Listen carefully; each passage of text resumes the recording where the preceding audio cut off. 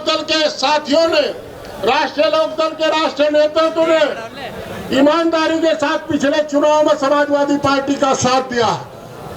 कई उंगली उठाने की जगह नहीं रखी। और जहां तक मैं जानता हूं, आपका एक एमएलए चुनाव साइकिल पर एक एमएलए चुनाव लड़ रहा था। 2 बार आदरणीय राष्ट्रीय अध्यक्ष जी वहां आए और उनके आने का नतीजा हुआ कि 4 एमएलए आपने जिताए, जिसमें आपकी साइकिल का कैंडिडेट भी था। दोस्तों, चुनाव को हल्के में मत लो। चुनाव भारी मतों से जीत रहे हैं, पर अंतर को बढ़ाने का काम करना है। यह चौधरी चरण सिंह की कर्म भूमि रही है। चौधरी चरण सिंह की पार्टी 2 जगह बटी थी, पर स्वर्गीय आदरणीय मुलायम सिंह यादव जी और स्वर्गीय आदरणीय चौधरी अजीत सिंह जी ने अपने जीते जी गठबंधन बना करके इस जरूरत को महसूस करते हुए गठबंधन बनाया कि आज किसान और मजदूर की, छोटे दुकानदार की, कलमकार की आवाज उठाने के लिए दोनों नौजवान मिलकर के नेतृत्व देंगे और इस देश की और इस प्रदेश की तकदीर बदलने का काम करेंगे। खतौली का चुनाव, अभी कल उप मुख्यमंत्री आए थे केशव मौर्य के, उन्हें जानकारी नहीं, वो कह करके चले गए कि इस जिले के प्रदेश के अंदर किसानों का 1 पैसा बकाया नहीं है। बरसू से थोड़ी पल्ली तरफ बुढ़ाना मिल है।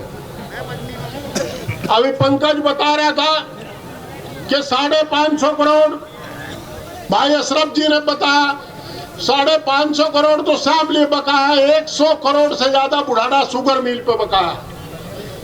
आज सुबह मेरी इनकी मैनेजमेंट के बड़े आदमी से बात हुई, उसने कहा सरकार 1500 करोड़ दे रही है, हमें तो गन्ने का भुगतान हो पाएगा, यानी कि इनके अकेले बजाज ग्रुप के ऊपर 1500 करोड़ से ज्यादा किसान का बकाया। 12 पर मीटर लगाने का काम किया जा रहा। नौजवान का रोजगार छीन करके अदानी और अंबानी को दिया जा रहा है। इसलिए दिया जा रहा है कि वो बड़ी मशीनें लगाएंगे, हमारे नौजवान को रोजगार नहीं मिलेगा। दोस्तों, यही नहीं है, सारे देश की संपत्ति बेची जा रही है। और ये बात करते हैं किसान की, किसान का शब्द तो इनकी डिक्शनरी में भी नहीं है। मेरे याद है आदरणीय शर्मा जी, डॉक्टर साहब, यशवीर सिंह जी और त्रिलोक त्यागी जी बेहतर जानते होंगे कि स्वर्गीय आदरणीय चौधरी चरण सिंह जी कहा करते थे कि अगर कभी इन दिए वालों की सरकार आएगी तो किसान बर्बाद हो जाएगा। आज किसान बर्बाद हो चुका है। और जो मजदूर तबका है, मैं उसे बताना चाहता हूं, आज गेहूं 2700 रुपए है। अरे हम किसान तो लूटे थे, हमने 1800 बेचा, 1700 बेचा।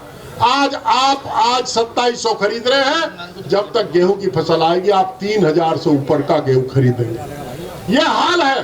गैस के हालात देख लो। और दोस्तों, मैं जिले के साथियों से एक प्रार्थना करना चाहता हूं,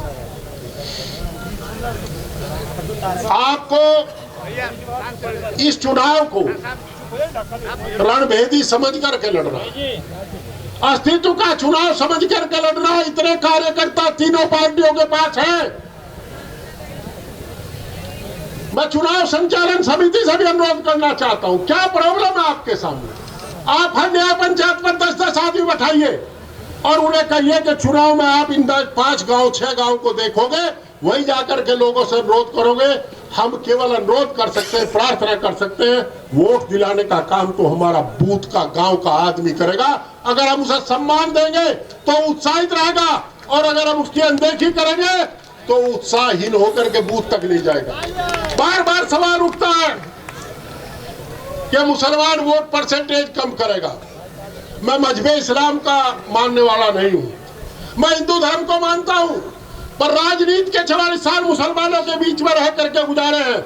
मैं जिम्मेदारी के साथ कहता हूं कि मुसलमान अपने अस्तित्व की लड़ाई के लिए अपने मन के अनुसार से पूरा वोट करेगा, कोई गुंजाइश उसमें छोड़ेगा नहीं। सवाल केवल एक बात का है कि क्या हम उसे सम्मान दे पाएंगे, नहीं दे पाएंगे। और लोकदल के नेताओं से ये उम्मीद की जाती है, और आज तक अतीत इस बात का गवाह है कि किसी मुसलमान मतदाता को ये शिकायत रही है कि हमें सम्मान नहीं मिलता। मैं बहुत गांव में गया, कहीं कोई शिकायत नहीं है, केवल भारतीय जनता पार्टी के एक प्रोपेगेंडे हुआ करते हैं। दोस्तों, जो निर्देश चुनाव संचालन समिति का होगा, समाजवादी पार्टी का एक एक साथी उसका पालन करेगा। 7-8 दिन है, बहुत समय है, गांव-गांव जाकर के उसको जोताएंगे, कोई कोताही छोड़ेंगे नहीं।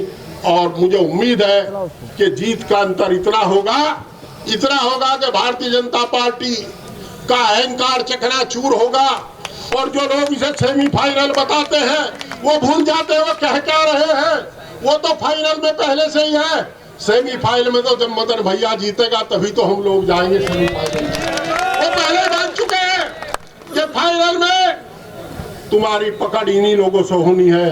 दोस्तों, काजी मारे तुर्री कापे, इतनी वोट बढ़ा दो कि जो लोग अहंकार में चूर होकर के सत्तासीन लोग, जो पैसे कमाने के जादूगर हैं, जिन्हें इतना अहंकार हो गया कि नेताओं को कपड़े उतारने की बात कहते हैं, उनका अहंकार चकनाचूर हो जाए और हमारे राष्ट्रीय नेतृत्व का माथा सर ऊंचा रहे और उन्हें आप पर गर्व रहे कि मुजफ्फरनगर के साथी बड़े बहादुर हैं, वो पार्टी के लिए समर्पित है।